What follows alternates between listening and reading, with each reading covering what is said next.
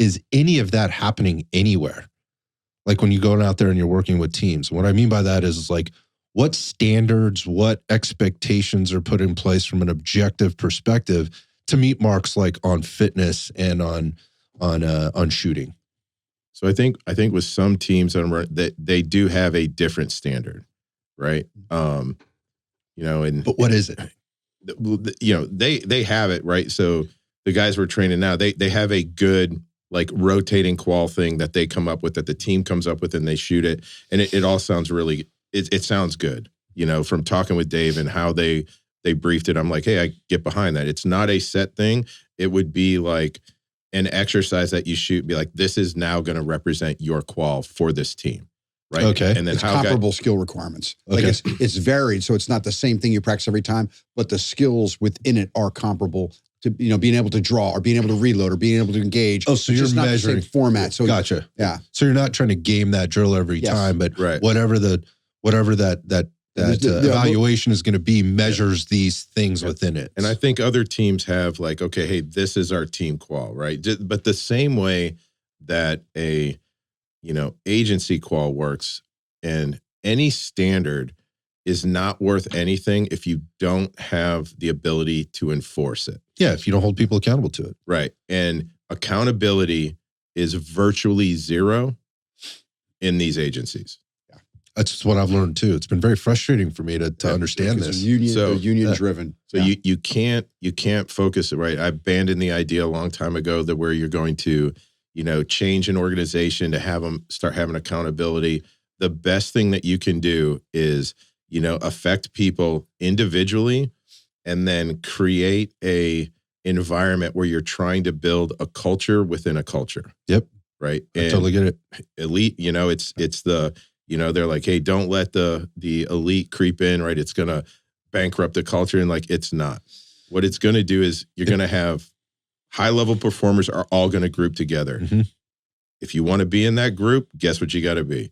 You got to get on board with how they're training, what they're doing, right? It's just like-minded together. And that's how you would create, some sort of like low-key organizational change. Because you're not going to change any department's qual, right? It's never going to happen. The qual doesn't exist as a check in the box that you're trained or not trained. CYA. Yeah. It is. It's a legal liability to do it. Now, the problem that departments need to recognize and individuals need to recognize, if you're stressed at the cover your ass legal liability thing that you have to do to keep getting paid, you're in the wrong fucking job. Yeah, I agree 100%. Yeah. Like the qual, I have yet to see a qual that is like truly challenging in any way, shape, or form. The qual is the minimum.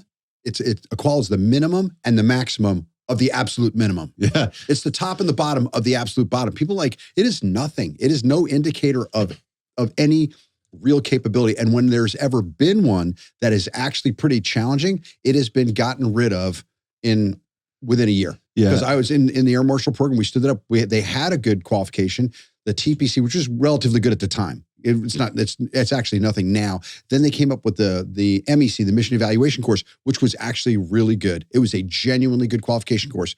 And guess what happened?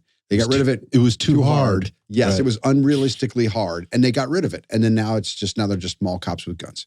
Like they gutted the agency from what it was. But you can do that, but people will complain that it's unnecessary, and then it's numbers, and so just agreeing with Matt on that, you have to create a subculture of excellence, and it will pull people. The gravitational pull of squared awayness will pull you in, or it'll force you out. But you can't officially do that unless you start like all the way at the beginning, like JD and those guys are doing in a school, and you start like on the shooting piece in Phoenix, and they start really training hard, and people are getting really good, and you're growing them from the ground up, from the bottom up. Yeah, that's the only way, and it takes generations, because all the old FUDs have to leave, and all these people that grew up going, this is how I learned. Yeah, let's keep going. But it's you're turning around the Pacific Princess, not a Boston Whaler. Yeah, there really has to be a commitment process to it, and what you're building along the way. You mentioned the word bankruptcy. It's the term comes to mind is you're building social currency, and that is you're building people up. Like everybody knows who the top and the bottom is. And it's okay to be at the bottom. It's not okay to stay there, right? And that we need to be moving things forward. And that, again, that club, it's everybody's job within the club. It's their, let's just say, it's their responsibility to help that person come up. Until which time that person shows they are not committed to doing that and or just can't cut the mustard. Yeah. In which case the hard conversation happens and maybe you can't be on that team anymore, or, you know, you don't get that job. You sit outside while we go do this thing or whatever the case is. But that's the hardest thing to do when there's no like, I hate to use this term, but no operational application requirement for the guy to be a high performer. Okay. Right. Because now it's like, well, he didn't meet the standard. Okay.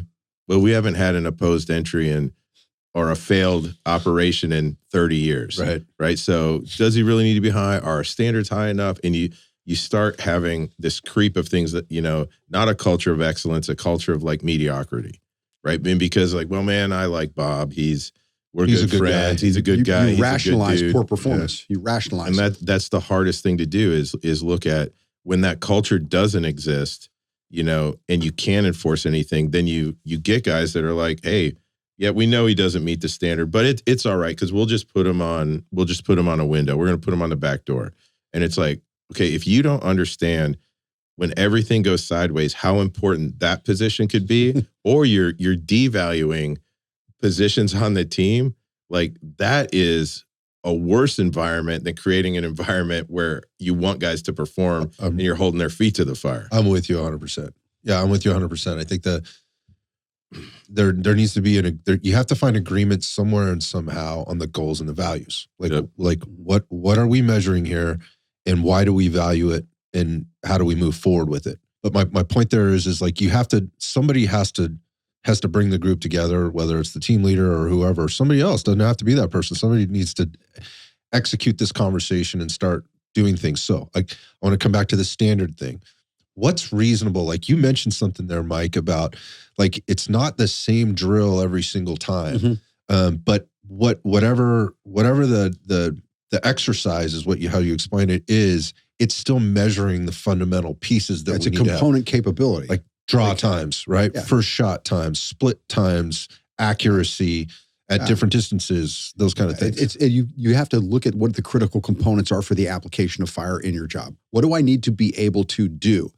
Okay, in a generic sense, and then you can take those and you can make them. There's tons of shooting drills and movement drills and all that. You can change them up and still have the same components. You look at it and go, it has the same components, the same three components that I need. I need a fast initial first shot, or I need a first 3 shots really rapidly. I need movement. I can craft that and I can change all the targets around and still you're doing all the same things with a comparable level of difficulty and a comparable skill requirement, so that it's not canned. So you're still doing something different each time. It's the skill you're working on, not the drill itself. And that's where people get stuck. And I do the same thing, and they get a level of emotional confidence.